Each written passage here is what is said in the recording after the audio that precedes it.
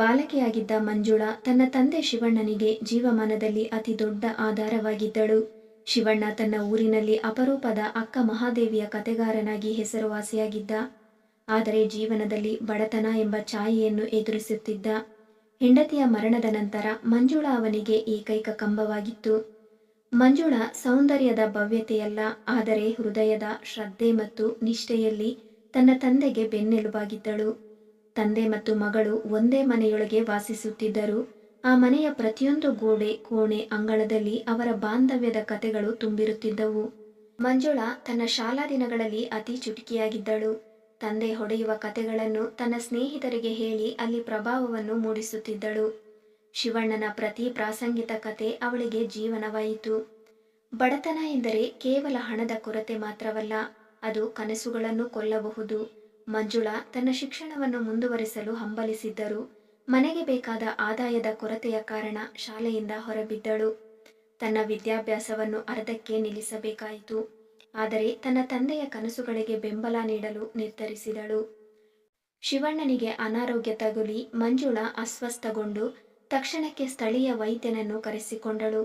ಶಿವಣ್ಣನ ಆರೋಗ್ಯ ದಿನದಿಂದ ದಿನಕ್ಕೆ ಕ್ಷೀಣಿಸುತ್ತಿದ್ದರೂ ಮಂಜುಳಾ ತನ್ನ ಕೈಲಾದ ಪ್ರೀತಿಯ ಪಾವನವನ್ನು ಹರಿಸುತ್ತಾ ಅವನನ್ನು ನೋಡಿಕೊಂಡಳು. ತನ್ನ ಮಕ್ಕಳನ್ನು ಶಿಕ್ಷಿತರು ಮಾಡಬೇಕೆಂಬ ತನ್ನ ತಂದೆಯ ಕನಸುಗಳನ್ನು ಸಿದ್ಧಪಡಿಸಲು ಮಂಜುಳಾ ತನ್ನ ಜೀವನವನ್ನು ಸಮರ್ಪಿಸಿದಳು. ಅವಳು ಕೆಲಸದ ಹುಡುಕಾಟದಲ್ಲಿ ತೊಡಗಿದ್ದು, ಎಲ್ಲಿ ಕಡಿಮೆ ಆದಾಯ ಇದ್ದರೂ ಅದನ್ನು ಮೌಲ್ಯವಾಗಿ ನೋಡಿ ತನ್ನ ನಂಬಿಕೆಗಳನ್ನು ಉಳಿಸಿಕೊಂಡಳು. ತನ್ನ ತಂದೆಯ ಕತೆಗಳನ್ನು ಪುಸ್ತಕದ ರೂಪದಲ್ಲಿ ಬರೆದು ಅವನ ನೆನಪನ್ನು ಶಾಶ್ವತಗೊಳಿಸಿದಳು. ಮಂಜುಳಾ ತನ್ನ ಕಠಿಣ ಪರಿಶ್ರಮದಿಂದ ಊರಿನಲ್ಲೊಬ್ಬ ದೀರ್ಘಕಾಲದ ನಾಯಕಿಯಾಗಿ ಬೆಳೆಯಲು ಸಹಾಯವಾದಳು. ಅವಳ ಜೀವನವು ತಂದೆಯ ಪ್ರೀತಿಯ ಬಂಡೆಯ ಮೇಲೆ ನಿರ್ಮಿತವಾಗಿದ್ದು, ಮನುಷ್ಯತ್ವದ ನಿಖರ ಚಿತ್ರವಾಗಿ ಉಳಿಯಿತು. ಮಂಜುಳಾ ಹಾಗೂ ಶಿವಣ್ಣನ ನಡುವೆ ಇದ್ದ ಬಾಂಧವ್ಯ ಇಡೀ ಊರಿಗೆ ಮಾದರಿಯಾಗಿತ್ತು. ಶಿವಣ್ಣನು ಮಂಜುಳಾಳನ್ನು ಎಷ್ಟು ಪ್ರೀತಿಸಿದಾನೋ ಅವಳು ಕೂಡ ತಂದೆಯನ್ನು ಅಷ್ಟೇ ಗೌರವಿಸಿದಳು. ಅವನು ತಾಯಿಯ ಬೆನ್ನನ್ನು ಕಳೆದುಕೊಂಡ ಬಳಿಕ ಅವಳಿಗೆ ತಾಯಿಯ ಬಡಿಗೆಯೂ ಆಗಿದ್ದ. ಮಂಜುಳಾ ಸಹ ಬೇಗನೆ ಪ್ರಬುದ್ಧಳಾಗಿ ತನ್ನ ತಂದೆಯ ಹೊಣೆಗಳನ್ನು ತನ್ನ ಮೇಲಾಗಿಸಿಕೊಂಡಳು. ಶಿವಣ್ಣನ ಜೀವನದಲ್ಲಿ ಬಡತನ ಅವನನ್ನು ಯಾವಾಗಲೂ ಪರೀಕ್ಷಿಸುತ್ತಿತ್ತು.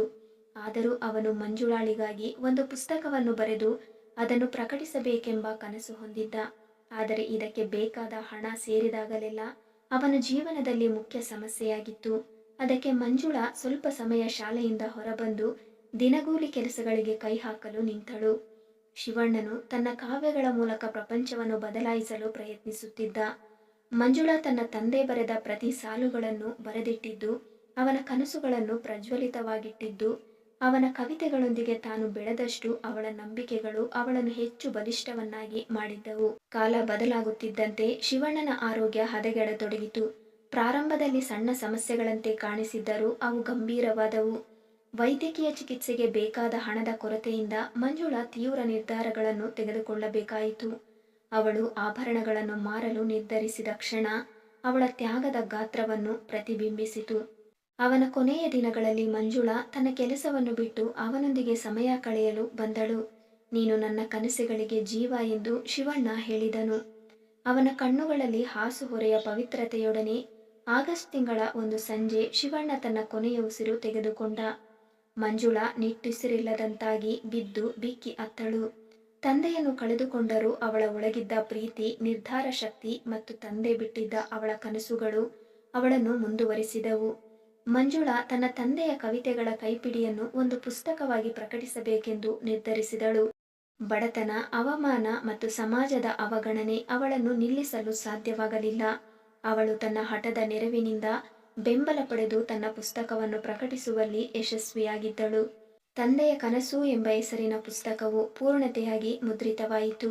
ಅವನ ಕವಿತೆಗಳು ಊರಿನ ಜನರಿಗೆ ಸ್ಫೂರ್ತಿಯನ್ನಾಗಿಸಿತು.